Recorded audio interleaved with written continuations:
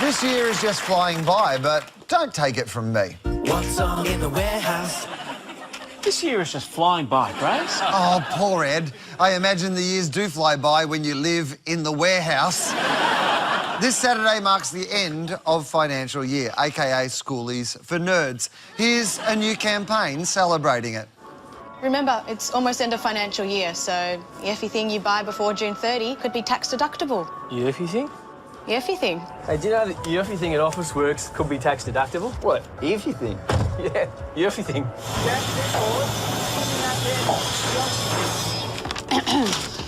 You do know everything at Officeworks before June 30 could be tax deductible.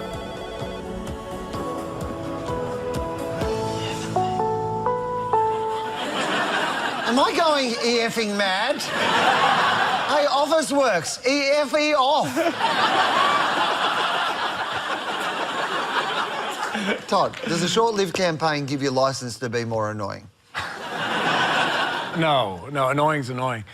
Retail, it's funny because retail advertising is often separated off in an agency. It's unfortunate, but it's often separated off as a lesser in some ways. It shouldn't be because it often becomes the majority of the margin and profit of the business. But more often than not, it's separated off and people put less focus and often less money on it in terms of its creation. And this is annoying. Let's talk EFE thing. If you have to spell it multiple times in your ad, it's not a thing. It joins 2018's best made-up advertising words, such as... Different. I am indifferent to that word. And... It's more than legendary, it's baconry. Baconry for just before you have a coronary. Kimberly, what's the value of coming up with a word that nobody's going to use? So brands constantly look for ways to create distinctive assets, and that can be through music, it can be through trying to own a colour, a character, a phrase or a word. So when you own a word, think of it as an empty vessel. So you can inject whatever meaning you want into it, and you can help educate an audience. So that's actually the piece of information that they retain. And there are so many overused words at the moment that make very bold claims. So we always have the latest, the greatest, the most innovative, the most exciting. And when we start to create our own words, because we can inject the meaning, it's up to us then really as to how far we take it. I mean, Schweppes is a great example when they invented Schweppervescence.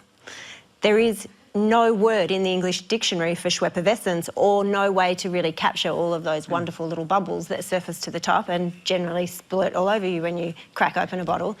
But, you know, that gave them permission to be able to really own that. Budweiser is another great example where they ran a whole campaign around drinkability.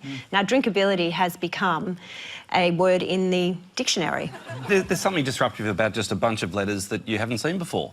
Yeah, so, I mean, in the end, advertising's, you've got to stand out, and this is a good way to stand out. You know, it's making me think of Remember the Air Garden and Have a Good Weekend. You know, so the first time you saw those letters all stuck together, it just, as a result, it cut through. But it's a difficult balance to strike because you're really looking for, to your point, you're looking for that bit of cognitive dissonance, that thing that just makes it different enough that it's going to stay in your head, but still having some sort of even vague link to the brand itself or the message you're trying to get across.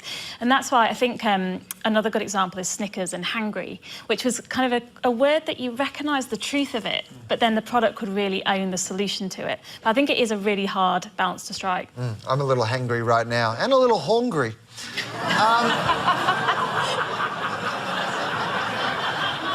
And a Snickers will satisfy me for both.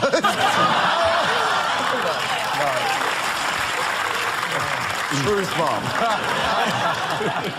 Car ads are everywhere at the moment, and Volkswagen is running this. So, Derek, let's talk. Are you serious about my mum? Yeah. Do you like dinosaurs? Yeah. Is this your car? Yeah. I got it with a great finance offer. You like it? It's all right. Shall we? Yeah. The Volkswagen end of financial year sale is now on. Bad news, kid. Next, they're buying a two-seater. By the way, that guy really reminds me of Seth Rogen. Yeah. Like, he's like an Aussie Seth Rogen. He's like Seth Bogan. Ali, what kind of customers are end of financial year ads targeting? I think they're targeting really the deal hunter in all of us. I mean, our brains are actually wired to love a bargain. When they do actually scans that look at what happens inside your brain when you sort of score a good deal in this way. And the same neurotransmitters go off when you get a good deal that go off when you have sex or when you gamble. Yeah, and we're further conditioned by the amount of sales to be price sensitive. So, because we're on sale pretty much 300 days a year, a little bit more. So we condition people to expect never to pay full price. And the reason, the fundamental reason sales work is, first you got fear of missing out, and then you combine that with a kind of false sense of urgency, you know, now. And the third thing is they shift your mindset from being a shopper to a saver.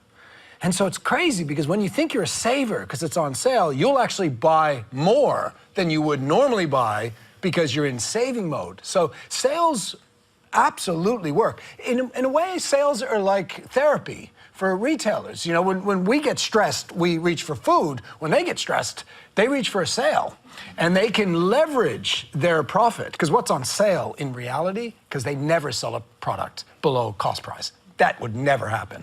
It's what's on sale is their margin and how much they're going to absorb. Yeah. Cars aren't the only product driving sales. Back in 2009, Foxtel made this. Mom, Dad, it's EOFY! If your savings looking frail, Foxtel's end of financial year sale. Happy EOFY! Happy EOFY! That campaign is now dead. Damn politically correct war on EOFY.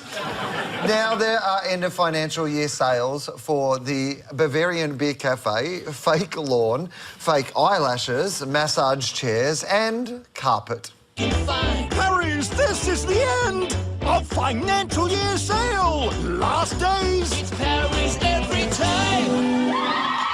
Ah, finally, a rug that's on sale.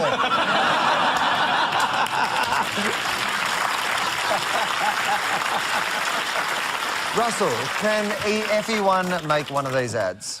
Pretty much, it would have seemed. You know, why not? Because it's the end of financial year for everyone. I have to say, I love singing and dancing ads. It's like one of those genres that gets me every single time. So I'm not asking everyone to do that, but more, please. Sales are everywhere. Struggling retailers Myer and David Jones have moved its mid-season stock date sales forward. There's also Black Friday sales, Cyber Monday sales and Lee sales.